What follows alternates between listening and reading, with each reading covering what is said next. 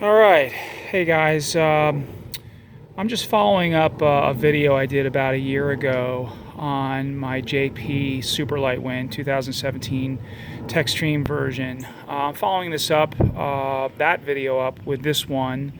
I saw a few people watch the first one, and I wanted to just give an update on where I am with this board and what I've been doing with it, and successes and failures. So to start, the first video that I did talked about the overall fragility of this particular construction, the Techstream construction, and that certainly continues to this day, obviously, although I definitely have become a pretty decent sailor on this board. Having said that, again, anytime you have a mishap or anytime there's any sort of compression from the mast on this board, it's definitely you're at risk of causing damage. And as such, I've effected a number of repairs. Gotten pretty decent at the carbon repair at this point, for better or for worse. I've been using some fairly light carbon weave on the repairs that I've been doing lately. You can see here some of the paint that I had used on this particular repair flaked off a little bit. But otherwise, been getting pretty decent at doing these repairs and fairing them. And there's another repair there that I did. I didn't finish painting it exactly, but it is what it is. If you're going to sail a board like this hard and you're anything short of a professional, you're probably going to be doing some repairs. A couple of things about my progression on this board that might be of interest. When I did the first video, I was definitely trending, or I definitely had the foot straps further forward and inboard. And you can see that I've had a progression of foot strap positions, gradually moving them outboard and back to where they are now. And I'm pretty comfortable in the position that I'm in now with them essentially all the way outboard and back. So it's taken me a little time to acclimate myself and to increase my skills to get there. But I got there, and with a 9.5, 8.5, 9.5, mostly I almost sail this board exclusively with a 9.5, I've gotten pretty comfortable. Another thing of interest, and it speaks to quality control. It took me a while to realize this, but when JP put this board together, I guess it was maybe made in Cobra Factory, they didn't put these pads on symmetrically on the board.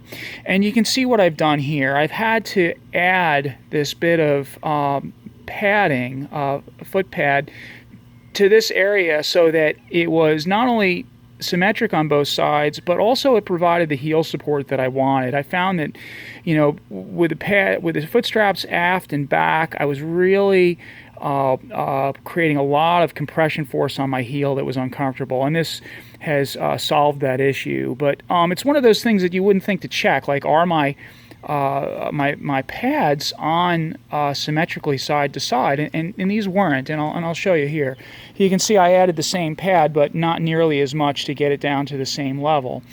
So, again, something that you wouldn't think to check, but I certainly will check on any new board I buy from now on. The other thing is that JP did a horrible job of their product literature. The product literature said that they had 10 mil pads on this board originally, and these are 4 mil. So you don't get nearly the padding that they originally suggested would be on this board, and the point of that is feel on the underfoot. I did have a conversation with their quality, or their I sent an email with a couple of the issues that I had with this board, and they were nice. They got back to me with some answers. I don't have those right now, but this is one of the things that we talked about, was the padding. And they said, well, we use 4 mil because of the feel that we want. In any case, besides all the repairs that I've done, I found that this board is very, very fast in flat water. And in flat water, you can really hold a big sail down as long as you can, as long as you have the sail tuned properly. And I found sailing in flat water like I did last March down in Florida on the west on the Gulf Coast, I was really able to hold down that 9.5, and I mean it had to be blowing close to 20 knots, and I had the thing, maxed out, but it was flat, and I was ripping, and that's really where this board is at home, is in totally flat water. It seems like a no-brainer, but you get into some chop, and because there's so much area and volume up forward, you can get pushed around a lot. So my recommendation for anybody looking for a board like this is, if you're going to push the limits of wind and especially sea state on a board like this, and your skills aren't like expert level, expect to get thrown around quite a bit.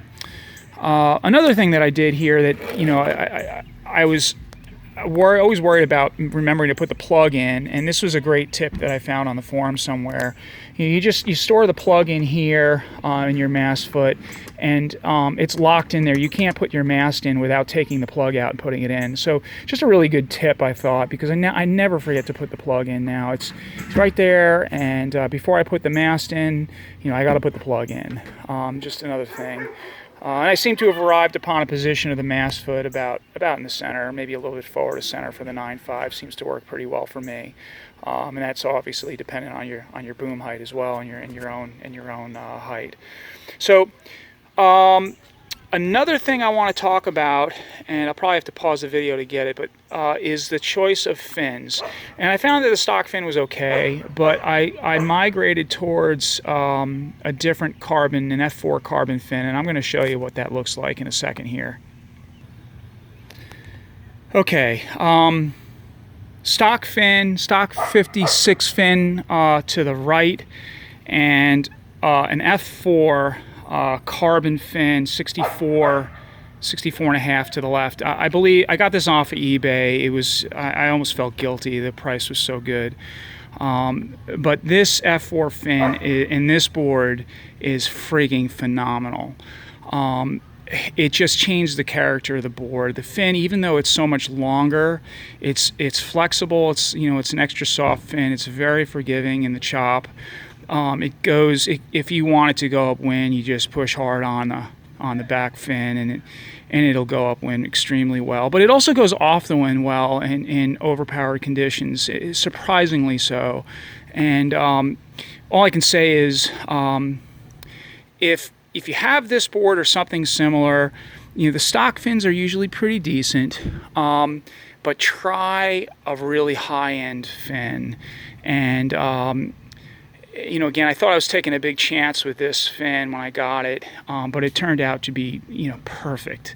And since I only use the board pretty much with a 9.5, I just find that one fin, one board, one sail for this board is just it's a great match. So just another tip: find the fin that works. Stock fins are okay, but these custom fins, these custom carbon fins, you can't beat them. They're just phenomenal on their performance and their feel underfoot. So I just wanted to mention that, because I really think it's important for a board like this that you got a really good fin, and it's going to make the board so much more enjoyable to sail, and hopefully a little more forgiving. At least I felt like this made the board a little more forgiving to me. If there's any comments, I'd love to hear them about your experiences with this board or some similar boards. Comments about your experience with durability, with performance, with fins, anything of that nature. Be good to share. I can tell you now that this was my light air solution last year. My light air solution this year is now moving towards foil, slingshot foil board with a Infinity slingshot, Infinity 76 foil. Moving towards smaller sails and foiling in light air, getting above that chop. And that's probably another video to take up at some point. But I've really enjoyed this board. for what it is, and hopefully get many more years out of it before it completely delaminates on me. Otherwise, fantastic performance product with the downside of just a lot of maintenance issues. Okay, thanks for your attention. Leave comments below. Bye.